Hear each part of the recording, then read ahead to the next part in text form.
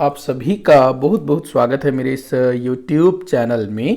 भारत के इतिहास से संबंधित महत्वपूर्ण प्रश्नों पर रोज हम डिस्कशन करते हैं, जो कि UGC net set TGT PGT UPSC state PSC जैसी परीक्षाओं के लिए काफ़ी महत्वपूर्ण हो सकता है। अगर आप इनमें से किसी भी परीक्षा की तैयारी कर रहे हैं तो यह वीडियो श्रृंखला आपके लिए काफ़ी महत्वपूर्ण हो सकता है। ये जो वीडियो है रोज सुबह 7 बजे अपलोड हो जाता है और इस वीडियो श्रृंखला में जितने भी क्वेश्चंस होते हैं ना, उनको अच्छे से डिस्क्राइब किया जाता है। एक एक क्वेश्चन से 4-5 क्वेश्चन निकल जाता है। मतलब क्वेश्चन तो 10-12 होते हैं, बट ऐसे अगर देखा जाए तो 40-50 क्वेश्चन निकल जाते हैं।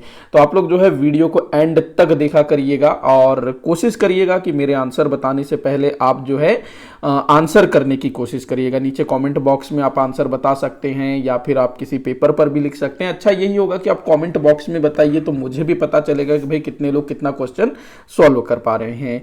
तो हम लोग बिना देर किए सीधे क्वेश्चंस देखते हैं। तो आज का पहला क्वेश्चन मैंने दिया है, भारत में सांप्रदायिकता की समस्या हेतु गांधी व तिलक को उत्तरदायी बताने वाले इतिहासकार कौन है। तो ये बड़ा अच्छा क्वेश्चन हो सकता है। हमारे भारत में जो संप्रदायवाद की जो समस्या थी ना, जो कि ब्रिटिश काल से ही उभर करके सामने आई थी, या फिर सीधे हम कहें कि अंग्रेजों की फूट डालो और राज करो की नीति का ही परिणाम था भारत में सांप्रदायवाद। सांप्रदायवाद मतलब भारत पर संप्रदायवाद का विकास, इस पर जो है मैंने एक डिटेल में वीडियो लेक्चर बनाया हुआ है। आप लोग चाहो तो उसको देख सकते हो, जो आपके लिए काफी हेल्पफुल हो सकता है।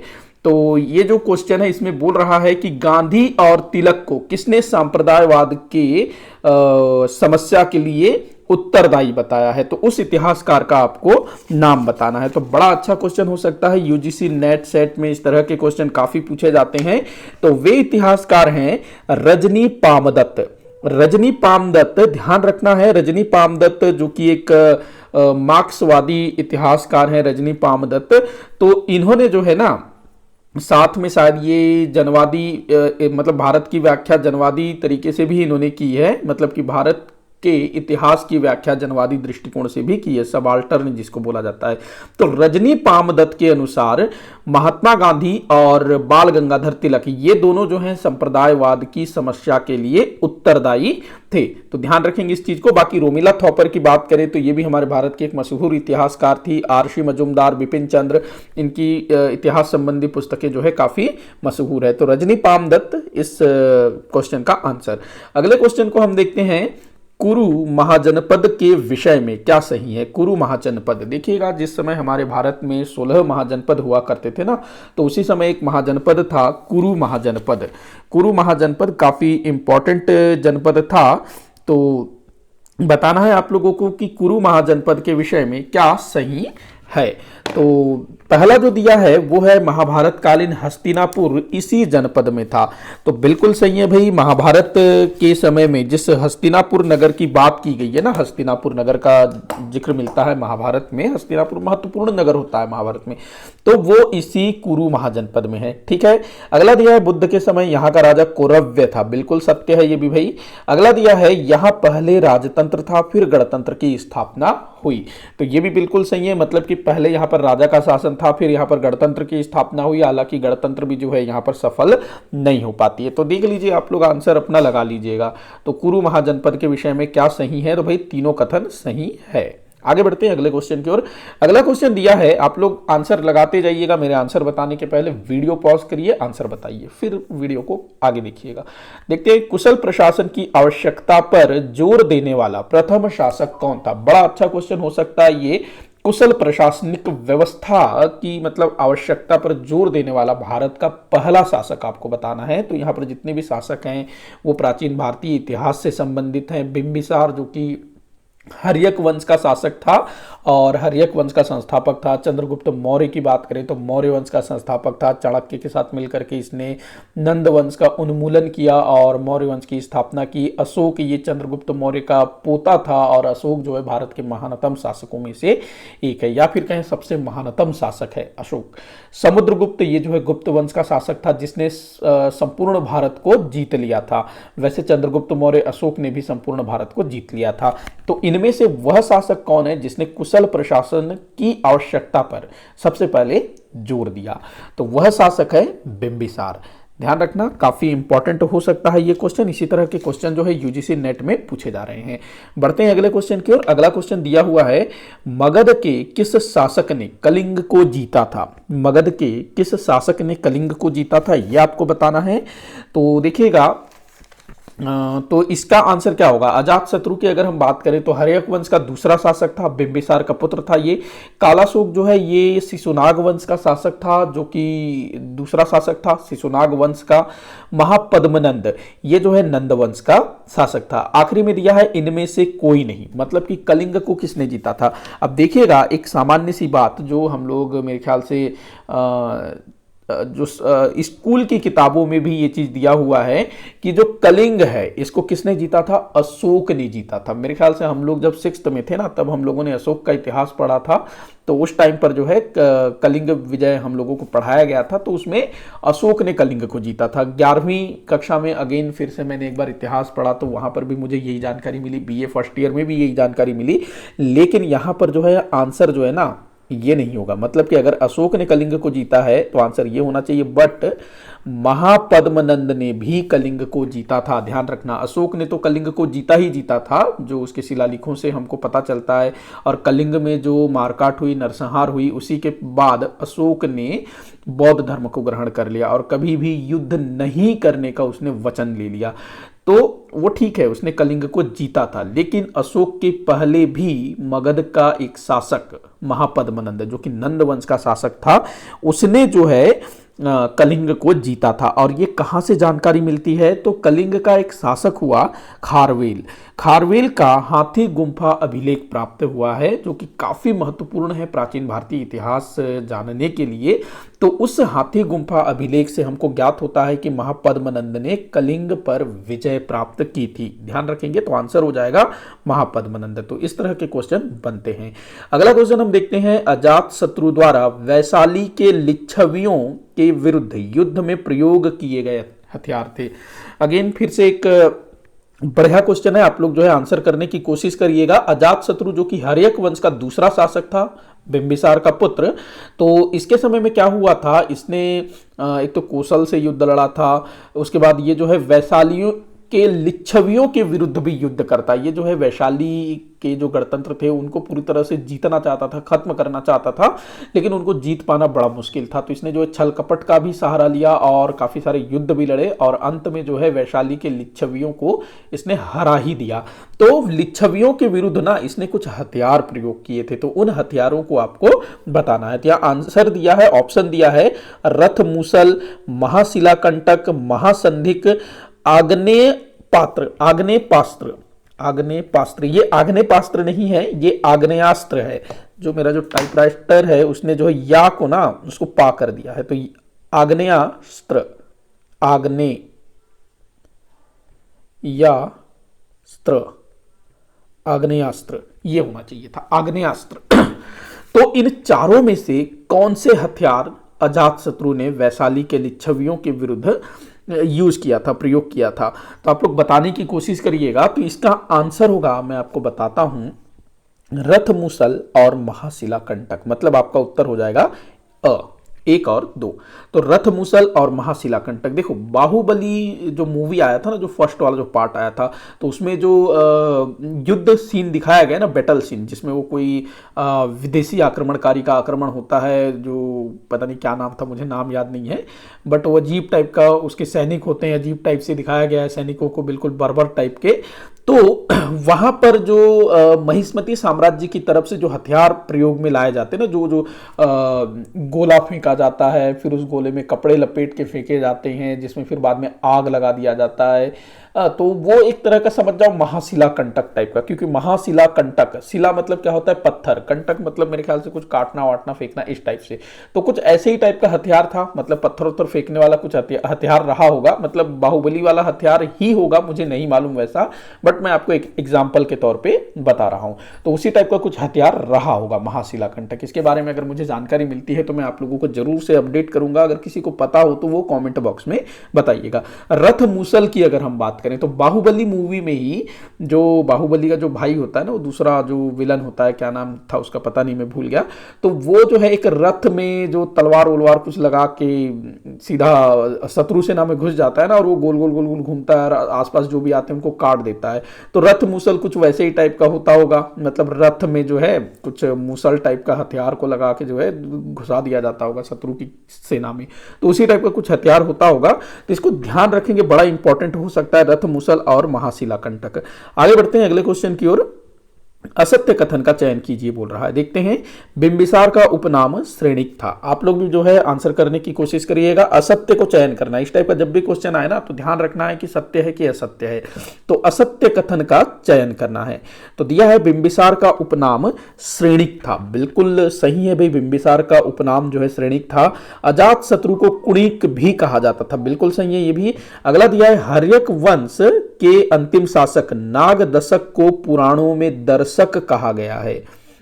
हर्यक वंश के अंतिम शासक नागदशक को पुराणों में दर्शक कहा गया है, बिल्कुल सही है ये कथन भी। आखिरी दिया है, आखिरी वाला ही असत्य होना चाहिए। पुराण और दिव्यावदान में कालाशोक का नाम चंड अशोक मिलता है, तो भाई यही गलत है, क्योंकि पुराण और दिव्यावदान में ना कालाशोक का नाम काक वर्ण मिलता है, काक वर्ण, काक वर्ण। अगर हम चंड अशोक की बात करें तो ये सम्राट अशोक को कहा जाता था। सम्राट अशोक शुरू में ना बहुत ज्यादा क्रूर था, उसके जो भी शत्रु होते थे उनका नृशंसता पूर्वक हत्या कर देता था, मतलब एकदम बर्बर तरीके से, ब्रुटल तरीके से जो है मरवा देता था अशोक, इसीलिए उसको जो है चंड अशोक नाम दिया गया था शुरू में। लेकिन बाद में जो है उसका हृदय परिवर्तन हो जाता है तो एकदम सॉफ्ट हो जाता है। तो चंड अशोक सम्राट अशोक था, मौर्य सम्राट अशोक। और कालाशोक को क्या कहा जाता था, काकवर्ण। तो द जो है असत्य है, बाकी सब सही है। अगला क्वेश्चन दिया है, सती प्रथा के संबंध में कौन सा कथन सत्य है। सती प्रथा से रिलेटेड क्वेश्चन अक्सर पूछा जाता है, तो आप लोग जो है इसको बताने की कोशिश करिएगा। मुझसे पहले आप लोग आंसर करने की कोशिश करिएगा, तब ज़्यादा बेटर होगा। तो देखते हैं सती प्रथा के संबंध में कौन से कथन सत्य हैं। तो पहला कथन दिया है, अभिलेखीय साक्ष्यों के आधार पर गुप्त काल से आरंभ, बिल्कुल सही है। अभिलेखीय साक्ष्यों के आधार पर सती प्रथा की जो शुरुआत होती है वो गुप्त काल से होती है। गुप्त काल में एक शासक हुए भानुगुप्त, जो कि और भानुगुप्त के शासनकाल का 510 ईस्वी का एक अभिलेख प्राप्त हुआ है जिसका नाम है एरण अभिलेख। इस एरण अभिलेख में सती प्रथा का उल्लेख मिलता है। भानुगुप्त का एक सामंत था गोपराज, गोपराज, जो कि ना हमारा जो छत्तीसगढ़ है वहां पर वो सरभपुरीय वंश का शायद वो शासक था गोपराज।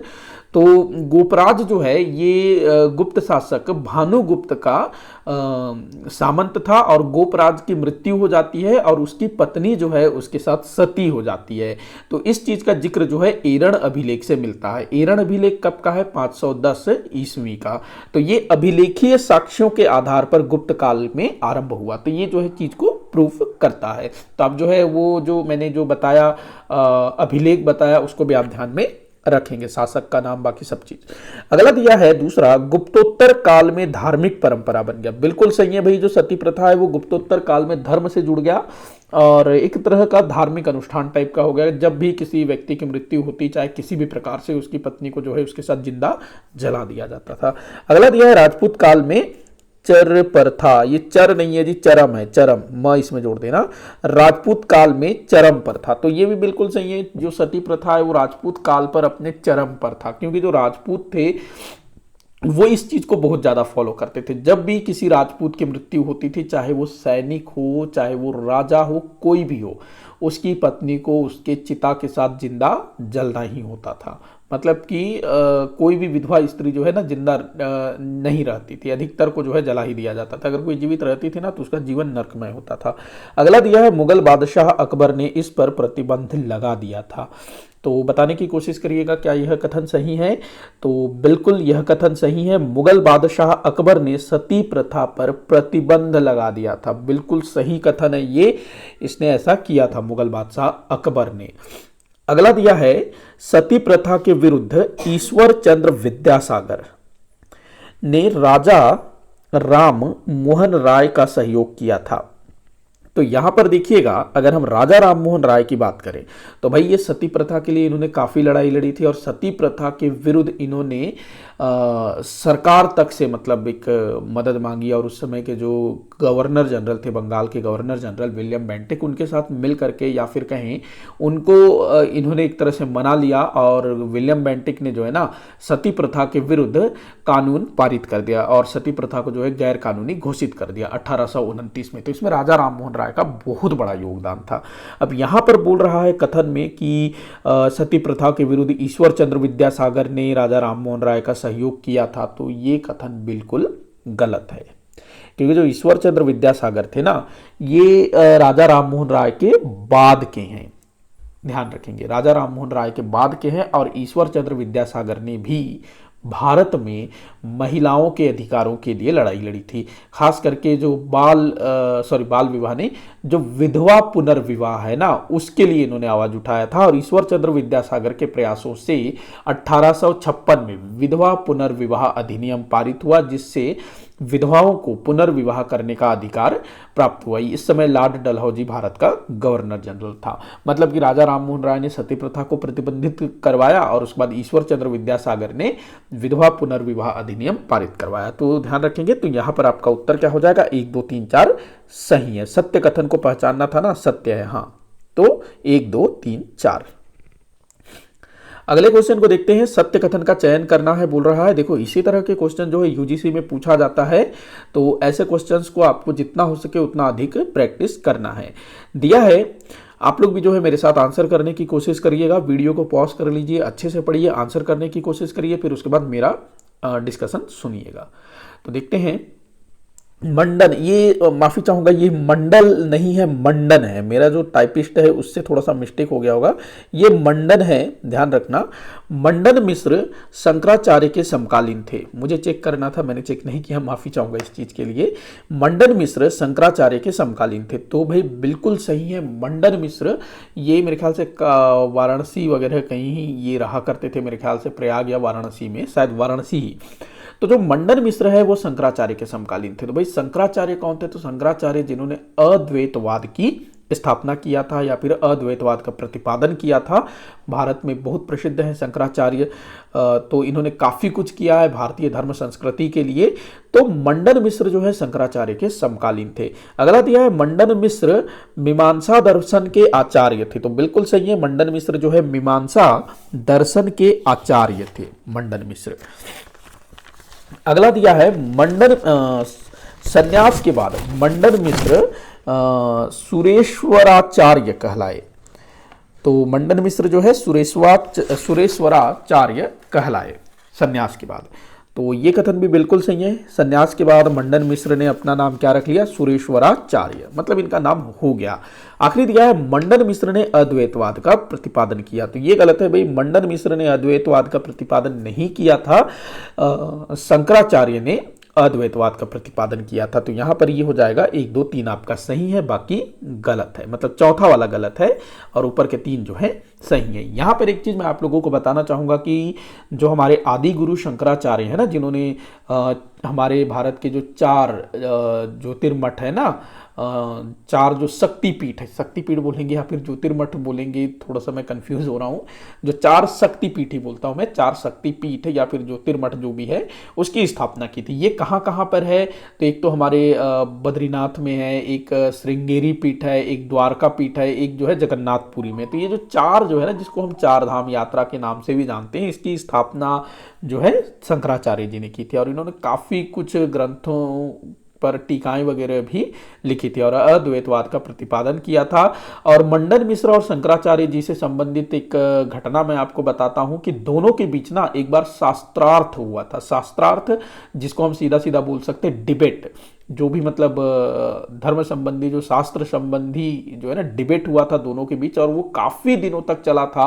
और इस शास्त्रार्थ में मंडन मिश्र की पराजय हुई थी। और मंडन मिश्र जो है उस समय इन सब चीज़ों के लिए काफ़ी ख्याति प्राप्त थे और उनको कोई भी जो है हरा नहीं पा रहा था। लेकिन जो शंकराचार्य जी हैं वो उन्हें शास्त्रार्थ में पराजित कर देते हैं। और जब ये शास्त्रार्थ में मंडन मिश्र पराजित हो जाते हैं ना, तो उसके बाद फिर मंडन मिश्र संन्यास धारण कर लेते हैं हैं, नहीं तो इससे पहले तक ना वो पूरा शादीशुदा थे, उनकी पत्नी भी थी, सब कुछ थे। तो वो जो है संन्यास धारण कर लेते हैं और संन्यास धारण करने के बाद उनका नाम हो जाता है सुरेश्वराचार्य। तो इस टाइप की चीजें आपको ध्यान में रखना है क्योंकि क्वेश्चन ऐसा ही पूछा जाता है। अगला क्वेश्चन दिया है, किस सुल्तान के शासनकाल में मुस्लिम सेना दक्कन को पार कर दक्षिण के किसी राजा पर विजय प्राप्त की थी? बड़ा अच्छा क्वेश्चन है, इसमें काफी सारे बच्चे कंफ्यूज होते हैं। आसान क्वेश्चन है बट कंफ्यूजन बहुत होता है बच्चों के बीच। तो दिया है, किस सुल्तान के शासनकाल में मुस्लिम सेना दक्कन को पार कर दक्षिण के किसी राजा पर को विजय प्राप्त की थी? तो दक्कन जो महाराष्ट्र वाला जो एरिया है ना, महाराष्ट्र और थोड़ा सा मध्य प्रदेश का कुछ एरिया आता है, तो उसको दक्कन बोला जाता है। उसके पार का क्षेत्र जो है दक्षिण कहलाता है। हालांकि जिस राज्य पर अधिकार किया था या विजय प्राप्त किया था वो दक्कन में ही आता है, लेकिन वो थोड़ा सा दक्षिण भी कहलाता है, ध्यान रखेंगे इस चीज को। तो इस क्वेश्चन का आंसर है, या सीधा सीधा ये बोल रहा है यह क्वेश्चन कि किस शासक के शासनकाल में पहली बार मुस्लिम शासकों ने दक्षिण की ओर आक्रमण किया था, ये पूछ रहा है सीधा सीधा। तो इसका आंसर क्या होगा? बहुत सारे लोग आंसर करने वाले हैं अलाउद्दीन खिलजी, जो कि गलत होगा। इसका आंसर है जलालुद्दीन खिलजी। अलाउद्दीन खिलजी का जो चाचा था ना, जलालुद्दीन खिलजी, जो कि 1290 से 1296 तक दिल्ली सल्तनत का सुल्तान था, तो उसी के शासनकाल में 1294 में पहली बार दक्षिण के किसी राजा पर आक्रमण किया गया और उस राजा को पराजित किया गया और उस राजा से बहुत सारा धन संपत्ति प्राप्त किया गया था। ठीक है, और यह आक्रमण किसने किया था पता है? अलाउद्दीन खिलजी। अलाउद्दीन खिलजी उस समय सुल्तान नहीं बना था, वो जो है सॉरी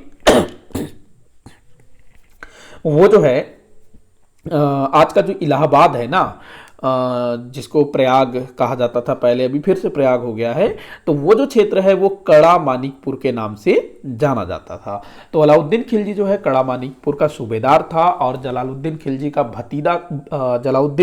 भतीजा था और साथ ही साथ जलालुद्दीन खिलजी का दामाद भी था। तो अब दामाद भी है, भतीजा भी है, तो थोड़ा सा खास था, तो कड़ा मानिकपुर का उसको सूबेदार बना दिया गया था।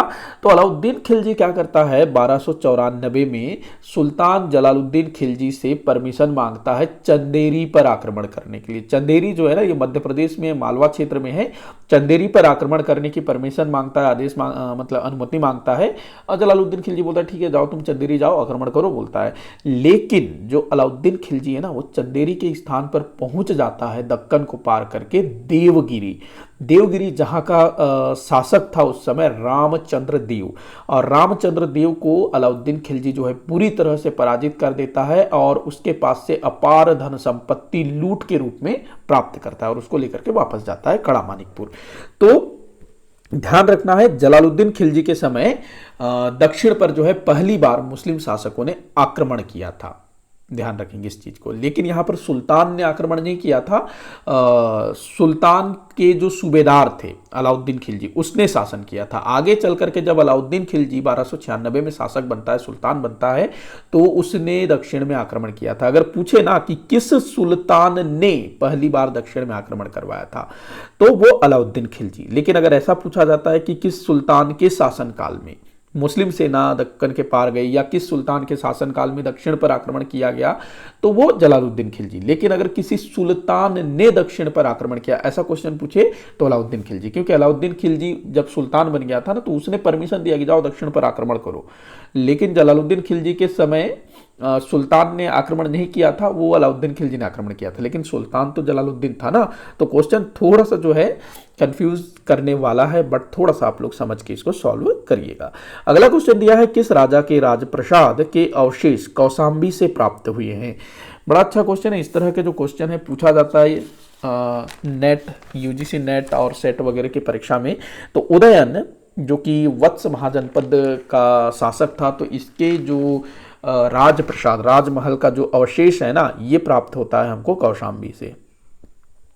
अगला क्वेश्चन दिया है, मीनार ए जाम जिससे कुतुब मीनार प्रेरित है कहां स्थित है? मीनार ए जाम, या इसको बोला जाता है जाम की मीनार, या बोला जाता है मीनारत ए जाम। ये कहां स्थित है जो कि कुतुब मीनार से जिससे कुतुब मीनार प्रेरित है? मतलब जो कुतुब मीनार है ना, ये इससे प्रेरित है, मीनार ए जाम से कुतुब मीनार प्रेरित है। तो ये कहाँ स्थित है? तुर्कमेनिस्तान, अफगानिस्तान, ईरान, अरब।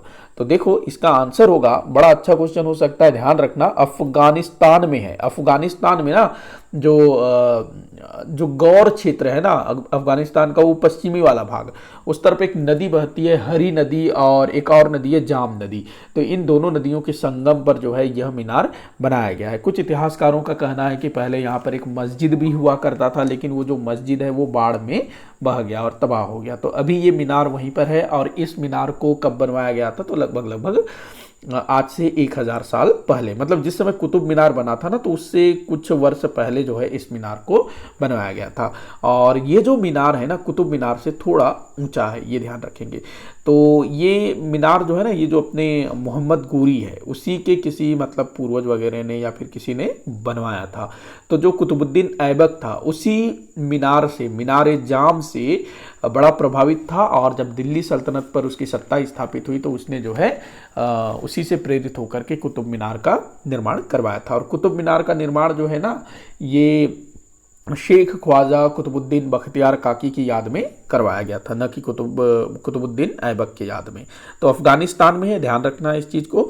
अगला क्वेश्चन दिया है, मोहम्मद गोरी के गुलाम व नियुक्त क्षेत्र। मोहम्मद गोरी के काफ़ी सारे गुलाम थे, उस समय गुलाम चलता था ना, और हमारे यहाँ तो वंश भी स्थापित हुआ, गुलाम वंश। तो आपको सुमेलित करना है मोहम्मद गोरी के गुलाम और उनके नियुक्त क्षेत्र। देखो होता क्या है कि मोहम्मद गोरी ने भारत पर आक्रमण किया 1191-92 में, और तराइन के युद्ध में पृथ्वीराज चौहान को पराजित कर दिया। उसके बाद उसकी सत्ता यहाँ स्थापित हो जाती है। बट वो भाई यहाँ तो रहेगा नहीं, तो वो जो है वापस अपने राजधानी गौर चला जाता है, जो अफगानिस्तान में है, वहाँ चला जाता है। और यहाँ पर जो है ना, वो अपने कारिंदों को नियुक्त कर देता है, अपने लोगों को नियुक्त कर देता है कि भैया तुम जो है यहाँ पर देख रेख करो, अपने गुलामों को। तो उसने किस गुलाम को किस क्षेत्र में नियुक्त किया, ये आपको बताना है। तो हम लोग बात करते हैं कुतुबुद्दीन ऐबक की। इसको भाई दिल्ली में नियुक्त किया गया। यालदौज को नियुक्त किया गया गजनी में। कुवाचा को नियुक्त किया गया सिंध में। खिलजी को नियुक्त किया गया बंगाल में। खिलजी का पूरा नाम था कुतुबुद्दीन बख्तियार खिलजी। तो आप लोग कूट बना लीजिएगा, आंसर बनाइएगा। अगला क्वेश्चन हम देखते हैं, इल्तुतमिश के संबंध में क्या सही है? इल्तुतमिश जो कि गुलाम वंश का तीसरा शासक था। पहला शासक कुतुबुद्दीन ऐबक, दूसरा शासक आराम शाह, तीसरा शासक इल्तुतमिश, चौथा शासक रजिया सुल्तान। उसके बाद फिर आगे बताते जाइए, रुकनुद्दीन फिरोज, बहराम शाह, और उसके बाद मसूद शाह, ऐसे बताते जाइएगा। पूरा क्रम आपको याद रखना जरूरी है। तो देखते हैं इल्तुतमिश के संबंध में क्या सही है। तो सत्य कथन हमको बताना है। पहला कथन दिया है, प्रथम सुल्तान जिसने भारत में शुद्ध सोने के सिक्के जारी किए। शुद्ध सोने के सिक्के जारी किए, यहाँ कुछ मिस्टेक हो रहा है। नहीं, सोने के सिक्के नहीं, यहाँ पर होना था अरबी सिक्के। हाँ, यहाँ पर क्या होना था, प्रथम मुस्लिम शासक जिसने भारत में शुद्ध अरबी के सिक्के जारी किए। तो यहाँ पर ये कथन गलत होगा, अरबी के सिक्के जारी किए थे भाई उसने। अगला दिया है, चांदी का रुपया और तांबे का जीतल जारी किया। तो यहाँ पर यह कथन भी गलत है, चांदी का रुपया जारी नहीं किया था उसने, चांदी का टका जारी किया था। क्या जारी किया था? चांदी का टका। अगला दिया है, चंगेज खां के आक्रमण को विफल किया। ये भी गलत है भाई, चंगेज खां इसके समय आक्रमण करने वाला था, बट उसने किया नहीं। इसकी सूझबूझ से जो है वो आक्रमण रुक जाता है, लेकिन यहाँ बोल रहा आक्रमण को विफल किया, तो गलत है, आक्रमण हुआ ही नहीं तो विफल कहां से करेगा। अगला दिया है, सिक्कों पर टकसाल के नाम लिखने की प्रथा की शुरू किया। बिल्कुल सही है, ये कथन सही है, मतलब चौथा वाला सही है। तो यहाँ पर कूट जो है थोड़ा सा गलत दे दिया है, क्योंकि यहाँ पर जो है ना मुझे लिखना था शुद्ध अरबी के सिक्के, बट यहाँ सोने के सिक्के हो गए, तो आंसर जो है 1 और 4 होना था। बट कोई नहीं, आप ध्यान रखेंगे कि इसने जो है भारत में सबसे पहले शुद्ध अरबी के सिक्के जारी किए, और इसने जो सिक्के जारी किए थे ना उसमें चांदी का टका और तांबे का जीतल था, जो कि काफी समय तक चला। चंगेज खां का आक्रमण होने वाला था, लेकिन इसकी सूझबूझ के कारण वो रुक गया। तो अगर ऐसे देखा जाए तो शायद ये ऑप्शन भी सही हो सकता है, बट यहां पर बोल रहा है आक्रमण को विफल किया, तो इस हिसाब से थोड़ा सा ये कथन जो है गलत होगा। तो यहाँ पर केवल चौथा वाला ही सही होगा। ध्यान रखेंगे, इसने टकसाल का नाम लिखना शुरू किया। अगले क्वेश्चन को हम देखते हैं, भारत पर प्रथम मंगोल आक्रमण किस शासक के शासनकाल में हुआ था? ये भी बड़ा अच्छा क्वेश्चन है, बट आसान क्वेश्चन है। अच्छा तो है बट आसान भी है। तो ये आक्रमण हुआ था बहराम शाह के समय में। ध्यान रखेंगे बहराम शाह के समय में भारत पर प्रथम क्या हुआ था, मंगोल आक्रमण। बहराम शाह जिसका शासनकाल था 1240 से लेकर के 1242 के बीच। तो इस समय जो है मंगोलों का भारतीय सीमा पर प्रवेश होता है, मतलब कि वो लोग जो है आक्रमण करके भारत के अंदर घुस आते हैं। मतलब पश्चिमी उत्तर वाला जो क्षेत्र है ना, भारत का पश्चिमी भाग जो पाकिस्तान अफगानिस्तान वाला है, उस तरफ ये लोग जो है पहुंच जाते हैं। तो बहराम शाह ध्यान रखेंगे ये रजिया सुल्तान के बाद शासक बना था।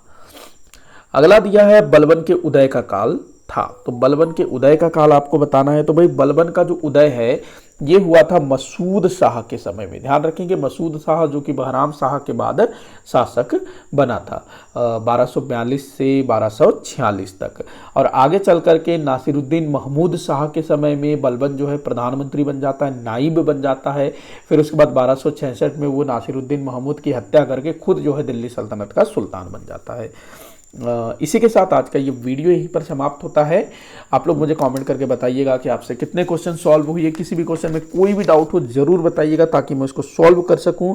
वीडियो को जितना हो सके उतना आप शेयर करिएगा, चैनल को सब्सक्राइब करिएगा। वीडियो को आखिर तक देखने के लिए आपका बहुत बहुत धन्यवाद।